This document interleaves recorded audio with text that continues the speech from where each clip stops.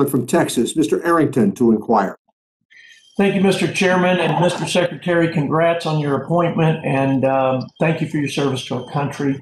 I will look high and low for common ground and always think it's best when we can work together in a bipartisan fashion. I'm honored that the chairman and ranking member have entrusted me to serve on the rural healthcare task force for Ways and Means.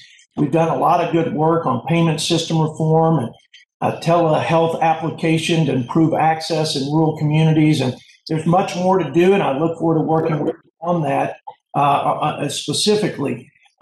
We all have desired goals that I think we agree upon with respect to healthcare policies and getting these incentives right, namely to improve access and quality and to lower the cost.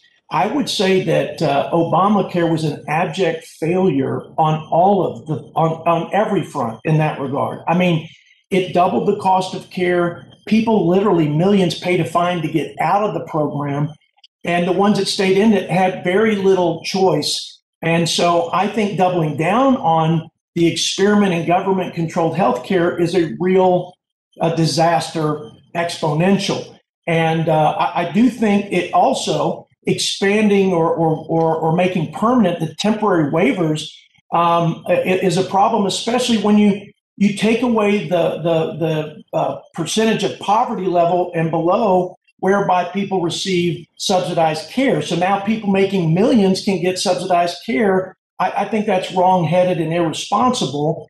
I think that the mention of climate crisis is always intriguing to me. I think we all I have a different opinion and definition of crisis. I do believe in stewarding the environment for sure. But I think if you ask seniors, for example, if they thought that climate change was their crisis, or in 5 years, Medicare being insolvent was a crisis, I'd say the latter scares them a whole lot more. And I see no plan to fix it.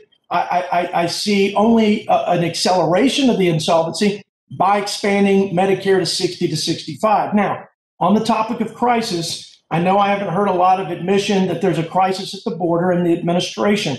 And I'm not trying to play a gotcha here, but if you go to the Texas border, you will find out that there is just absolute chaos, and there are threats to Americans on many fronts, not the least of which is the spread of COVID coming across the border.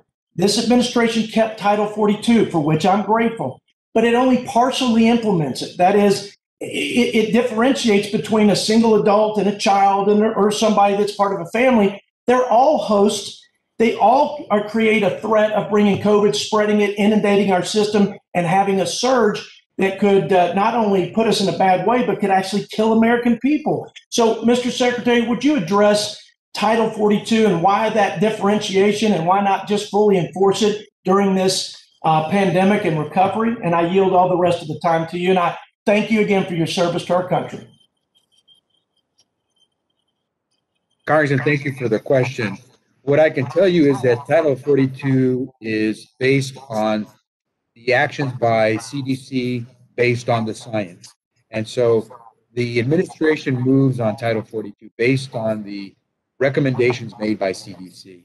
The implementation then impacts not just HHS, but Department of Homeland Security and others as well. What I can say to you is that we use the best judgment we can based on the science to take action. I can try to respond further in the future. Thank you, Mr. Secretary. Thank you, Mr. Thank the gentleman. Let me recognize